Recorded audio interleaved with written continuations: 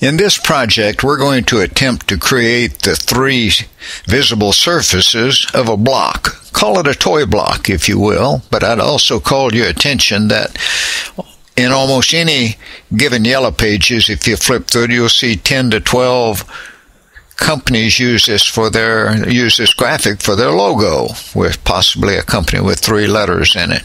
So you might find this very useful, but this does bring up some very interesting, some very complex things that we can do in Corel that might be applied to other graphics as well. It'll leave some questions unanswered. There's many ways you can do this wrong, and very often when I am in a seminar, I ask advanced users, what's the smallest number of curves that could possibly be in this graphic? We'll try to answer this by the end of this project. When starting to recreate any graphic, I always suggest look for the most global, the most primitive graphic within the object you're trying to recreate.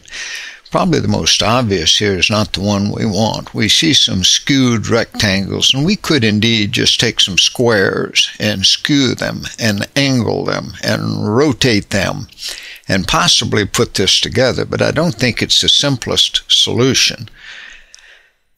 If you'll look a little outside the box, no pun intended, you'll see that this is really shaped by a polygon. That is, a hexagon, a 6-sided polygon. So that's where we're going to start. Let's grab this object, move it up to the side so we can use it for a reference later on, and start creating a hexagon. I'm going to click the polygon tool, and let's make 6 sides in that. I'm going to start from the center, therefore I'll hold down the Shift key and the Control key to be sure we form a equilateral polygon. So we'll stretch that out about the height of the page. For no good reason, press P to put that in the middle of it, and then we'll get to work on it. So there's the outside of our graphic. I'm going to be sure that I have Snap to Objects turned on. It is indeed turned on, so we're ready to proceed with that. I'm going to go then to the Bezier tool, and we'll start creating these sides. I'm going to click on that node, and we're going to find the center point. That's why I needed that Snap to Objects turned on. We'll snap to the center and then work our way on around. Just so I know I've got a closed shape, I'm going to color that, and we'll start on another side.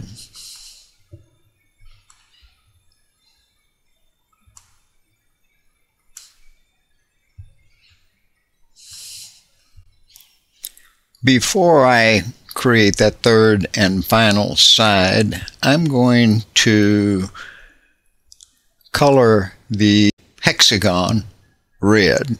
Matter of fact, if I had thought of it, I would have done that as soon as I created the object. But now just to illustrate here, I've made the whole hexagon red. We'll undo that and put that back there. Now we're going to go ahead and create our final side. So we'll make our 5 points around here.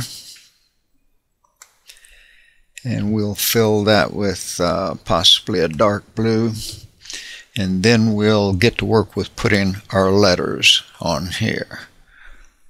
I'm going to put my caps lock on and type in A, B, C.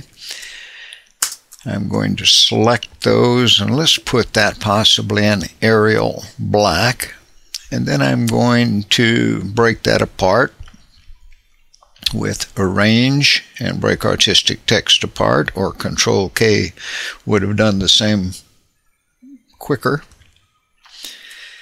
And then we'll get to work on that. We're going to use this green as an envelope for our A. So that would be Effects, Envelope.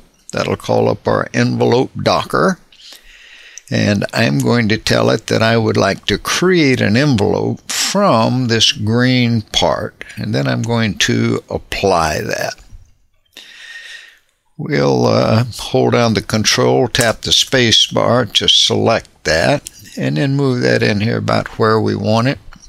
And looks like about 18 points would reduce that to about the right size. We'll remember that on our other two parts. We'll just kind of visually place that where it should be. Now we'll work on the C. We'll use the light blue as an envelope. Apply that. We decided 18.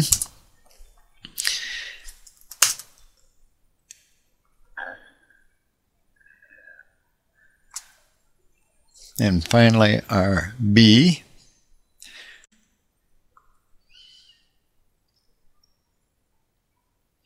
Notice it's snapping to the center of that part and won't let me put it quite where I want it. Therefore, I need to turn that snap to objects off so that doesn't fight with me. Then I can move that wherever I choose to. Now, what I've learned for what we want to do, we're going to select that covering for the top surface. We created that shape only so we'd have an envelope. I'm going to delete that now, which shows the color of our root hexagon. Then we're going to select all of those and combine them. And there we have our project completed. But do note, if you were asking yourself what is the minimum number of curves, let me call to your attention that down here we have the absolute minimum number of curves for this project is 1. A relatively complex graphic completely made with one curve. And look at some of the versatility of this. Let's select that, change it to blue. Project complete.